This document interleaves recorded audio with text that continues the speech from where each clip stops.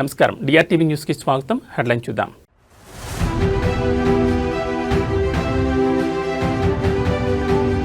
రేవంత్ రెడ్డికి హరీష్ రావు వార్నింగ్.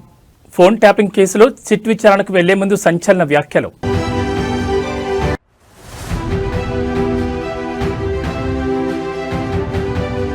వైద్య రంగంలో తెలంగాణ ప్రభుత్వం విప్లవాత్మక అడుగు. క్యాన్సర్, తలసేమియా వంటి మొండి వ్యాధులకు చెక్.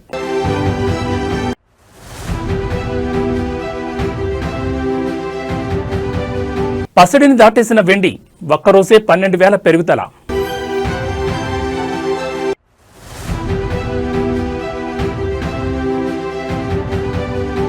చిరంజీవితో భారీ పీరియాడిక్ మూవీ. మెగా ఫ్యాన్స్ కు అదిరిపోయే అప్డేట్ ఇచ్చిన నిర్మాత సుధాకర్ చెరుకూరి. ఇక వివరాలు చూస్తే తెలంగాణ రాజకీయాల్లో ఫోన్ ట్యాపింగ్ కేసు ప్రకంపనలు సృష్టిస్తోంది. ఈ కేసులో విచారణకు హాజరయ్యే ముందు మాజీ మంత్రి బీఆర్ఎస్ కీలక నేత హరీష్ రావు ముఖ్యమంత్రి రేవంత్ రెడ్డిపై నిప్పులు చెరిగారు. తనపై పెడుతున్న కేసులు, ఇస్తున్న నోటీసులకు తాను ఎంతమాత్రం భయపడబోనని ఆయన స్పష్టం చేశారు. రేవంత్ రెడ్డి చేసే తాటాకు చప్పులకు భయపడే ప్రసక్తి లేదు. అధికారాన్ని అడ్డం పెట్టుకుని వేధింపులకు గురిచేస్తే వచ్చే మున్సిపల్ ఎన్నికల్లో ప్రజలే కాంగ్రెస్ ప్రభుత్వానికి తగిన బుద్ధి చెప్తారని హరీష్ రావు హెచ్చరించారు. తమకు న్యాయ వ్యవస్థపై పూర్తి నమ్మకం ఉందని, అక్రమ కేసులను చట్టపరంగానే ఎదుర్కొంటామని ఆయన ధీమా వ్యక్తం చేశారు. హరీష్ రావుకు మద్దతుగా బీఆర్ఎస్ కార్యకర్తలు భారీగా తరలిరావడంతో తెలంగాణ భవన్ పరిసర ప్రాంతాలు హోరెత్తాయి. పోలీసులు కార్యకర్తలను అడ్డుకోవడంతో స్వల్ప తోపులాట జరిగి ఉద్రిక్తత చోటు చేసుకుంది. ప్రస్తుతం హరీష్ రావు సిట్ అధికారులు ఎదుట విచారణకు హాజరయ్యారు. ఈ విచారణలో సిట్ ఎలాంటి ప్రశ్నలు సంధించబోతోంది, హరీష్ రావు ఎలాంటి సమాధానాలు ఇస్తారనేది ఇప్పుడు రాష్ట్ర వ్యాప్తంగా ఉత్కంఠ రేపుతోంది.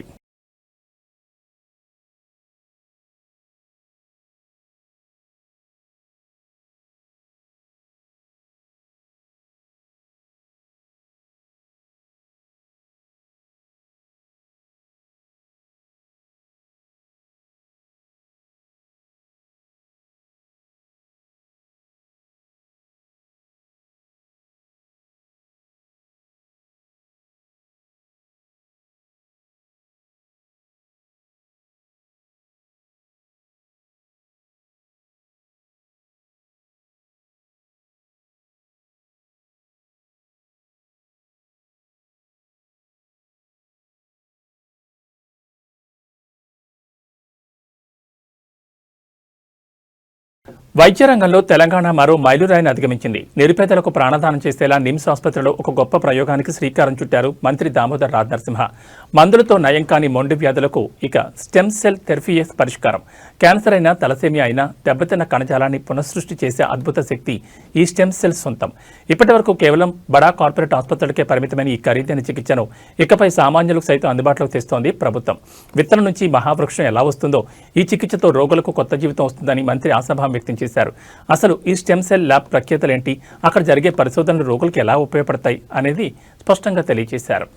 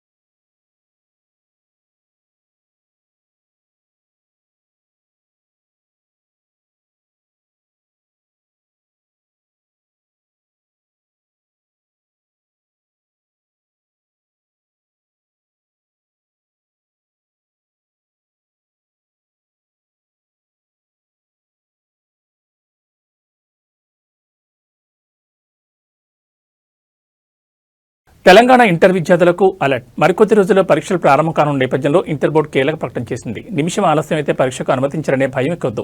ట్రాఫిక్ ఇబ్బందులు, ఇతర సమస్యలను దృష్టిలో ఉంచుకుని పరీక్షా కేంద్రానికి 5 నిమిషాల వరకు ఆలస్యంగా వచ్చినా విద్యార్థులను అనుమతించాలని బోర్డు నిర్ణయించింది. గత ఏడాది సక్సెస్ అయిన ఈ రూల్ను ఈసారి కూడా కంటిన్యూ చేస్తున్నారు. రాష్ట్ర వ్యాప్తంగా 9 లక్షల మంది విద్యార్థుల భవిష్యత్తు దృష్టిలో ఉంచుకుని తీసుకున్న ఈ నిర్ణయంపై సర్వత్రా హర్షం వ్యక్తమవుతోంది. ఫిబ్రవరి 25 నుంచి థియరీ పరీక్షలు షురూ కానుండగా రేపటి నుంచి ఇంగ్లీష్ ప్రాక్టికల్స్ ప్రారంభం కానున్నాయి. విద్యార్థులు నిబంధనలు సడలింపు ఉన్నప్పటికీ ఆఖరి నిమిషం వరకు ఆగకుండా ప్రశాంతంగా పరీక్షా కేంద్రాలకు చేరుకోవాలని అధికారులు కోరుతున్నారు.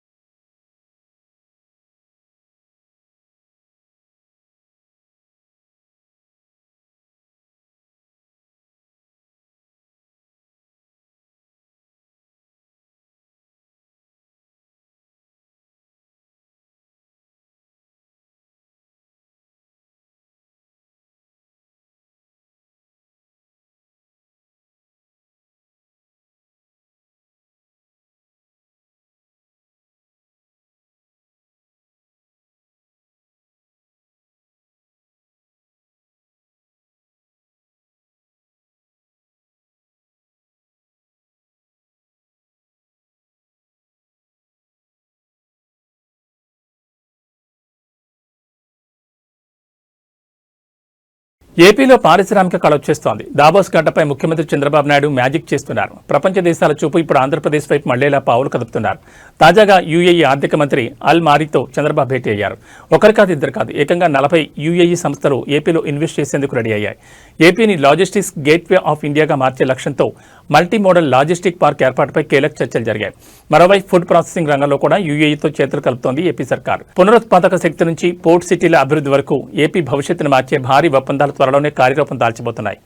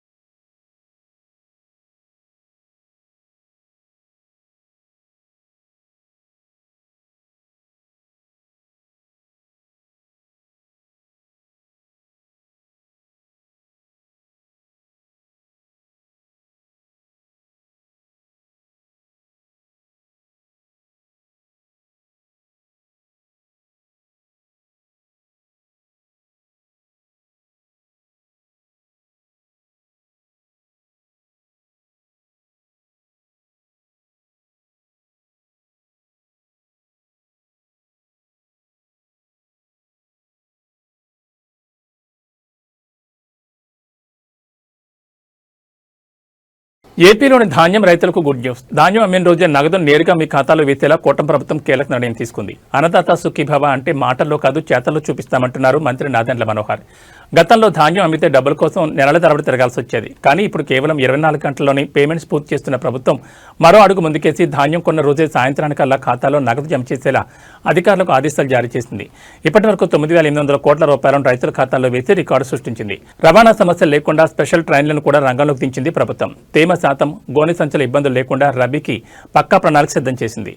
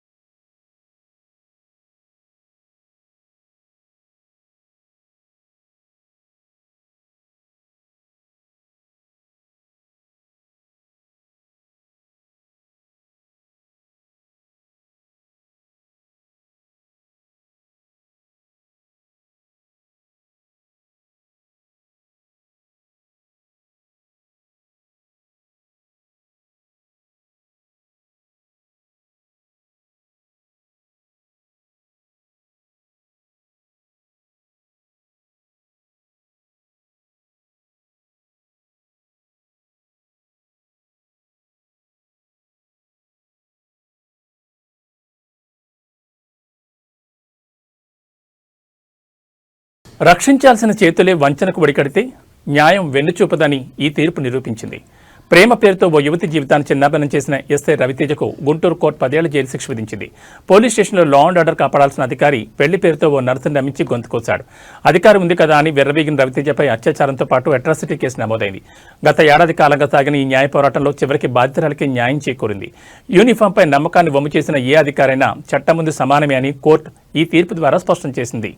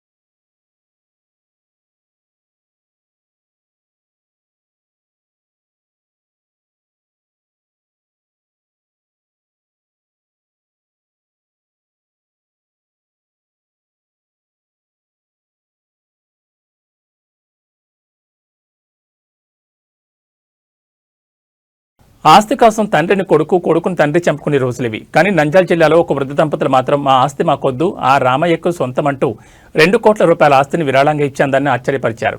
పేపలి మండలం జయదుర్గం గ్రామానికి చెందిన వీరభద్రుడు, వెంకటేశ్వర దంపతులకు సంతానం లేదు. ఉన్న ఆస్తిని ఏం చేయాలో తెలియక తికమక పడలేదు. మనసున్న మనుషులుగా ఆలోచించారు. తమకున్న 2 కోట్ల విలువైన ఆస్తిని మాధవరం రామాలయానికి రాసిచ్చేశారు. వారు చేసిన ఈ పనికి గ్రామమంతా ఫిదా అయిపోయింది. ఆ దంపతులను దేవుళ్లా భావించి ఊరంతా ఊరేగించారు. కోట్లున్న దానం చేయాలంటే గుండె కావాలి. ఆ గుండె ఈ దంపతులకు ఉందని నిరూపించారు.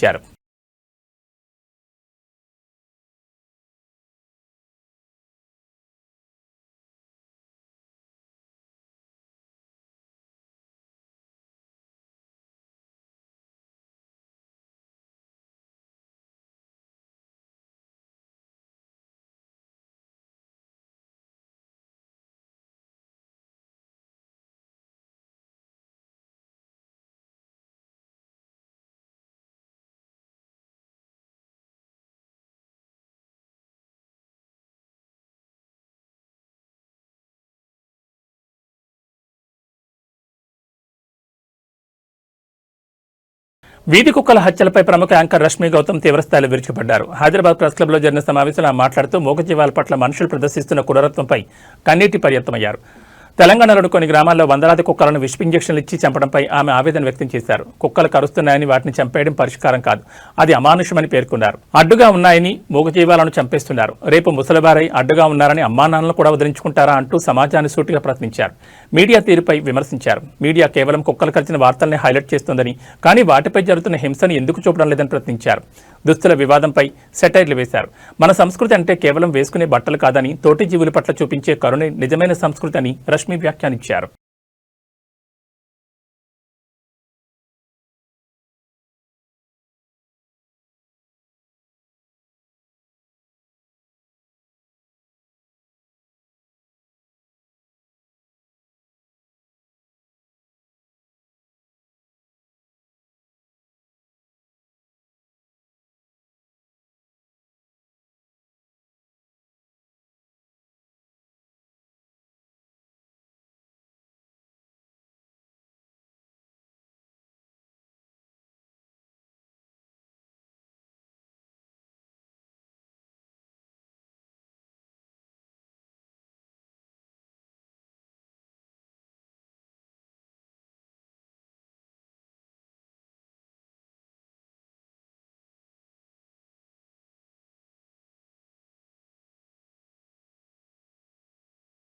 సంక్రాంతి విజేతగా నిలిచిన భరత మహాశైలకు విజ్ఞప్తి. నిర్మాత సుధాకర్ చెరుకూరి తన తదుపరి ప్రాజెక్టుపై సంచలన విషయాలు వెల్లడించారు.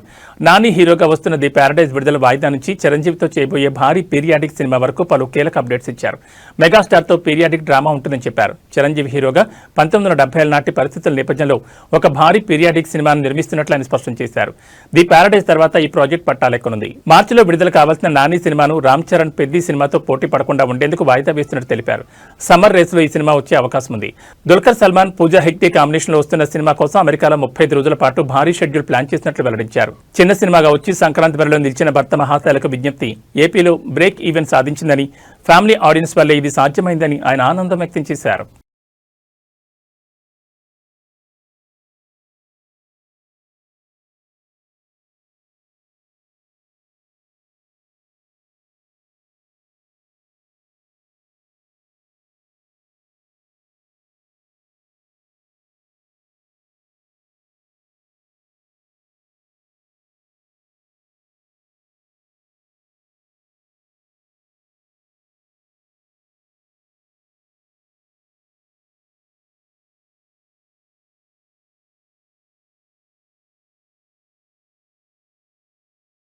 వీధి కుక్కల మారణకాండపై నటి రేణు దేశాయ్ చేసిన వ్యాఖ్యలు తెలుగు రాష్ట్రాల్లో ప్రకంపనలు సృష్టిస్తున్నాయి. కేవలం జంతు హింసకే పరిమితం కాకుండా రాజకీయ నాయకులు, ఐఏఎస్ అధికారులు, జీహెచ్ఎంసీ వ్యవస్థల్లో పేరుకుపోయిన అవినీతిపై ఆమె ఎక్కుపెట్టిన విమర్శలు ఇప్పుడు పెను సంచలనంగా మారాయి.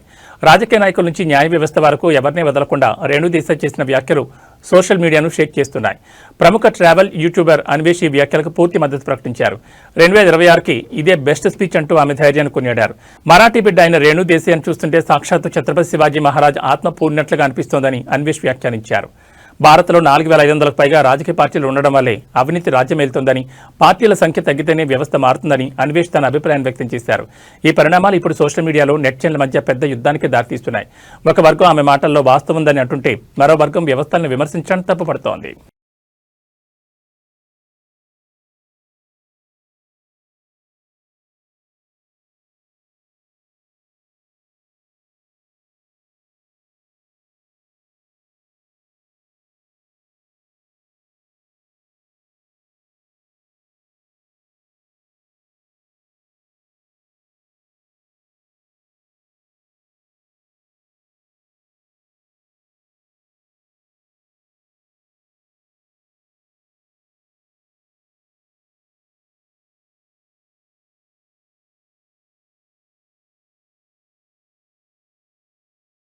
విదేశాల్లో భారతీయ సంస్కృతికి ఎదురవుతున్న అవరోధాలకు ఈ ఘటన నిదర్శనం.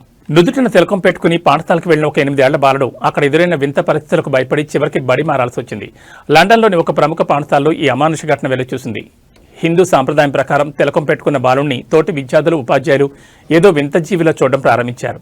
బాలుడు మత విశ్వాసాల గురించి పదే పదే ప్రశ్నిస్తూ హెడ్ టీచర్ ప్రత్యేకంగా నిఘా పెట్టడంతో ఆ చిన్నారి తీవ్రమైన మానసిక ఒత్తిడికి గురయ్యాడు.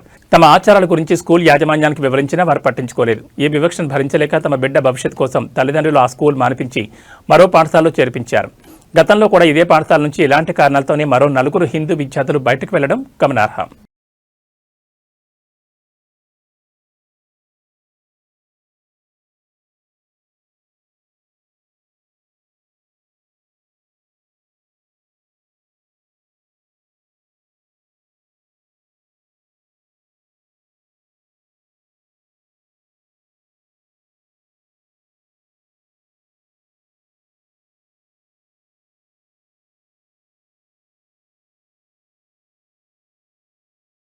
టీమిండియా స్టార్ బ్యాటర్ విరాట్ కోహ్లీపై మాజీ క్రికెటర్ సంజయ్ మంజ్రేకర్ చేసిన విమర్శలు మరోసారి దుమారం రేపుతున్నాయి.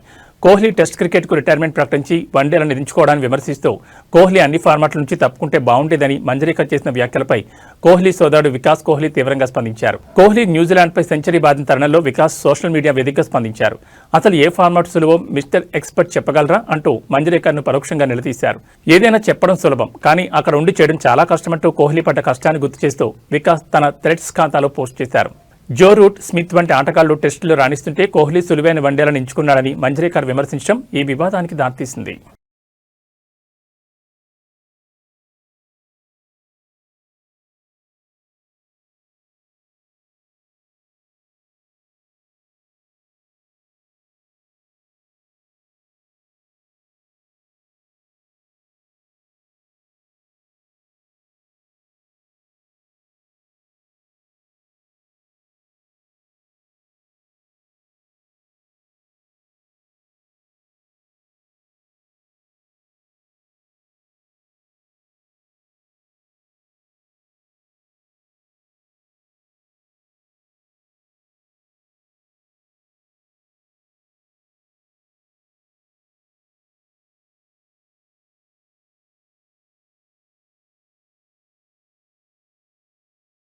సామాన్యుడికి బంగారం ఎప్పుడో దూరమైంది. ఇప్పుడు వెండి కూడా అదే బాటలో పయనిస్తోంది.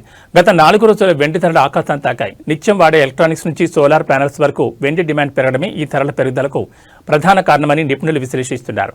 గత 4 రోజుల్లోనే కిలో వెండిపై 24,000 పెరిగింది. ప్రస్తుతం హైదరాబాద్లో కిలో వెండి ధర 3,30,000కు చేరి రికార్డు సృష్టించింది. 24 క్యారెట్ల బంగారం 10 గ్రాముల ధర ఏకంగా 1,47,280 వద్ద కొనసాగుతోంది. త్వరలోనే ఇది 1,50,000 మార్కును దాటే అవకాశం ఉంది. ఇండస్ట్రియల్ డిమాండ్ ఒక కారణమైతే వచ్చే నెల నుంచి ప్రారంభం కానున్న వివాహ శుభకార్యాల సీజన్ మరో ప్రధాన కారణమని చెప్తున్నారు.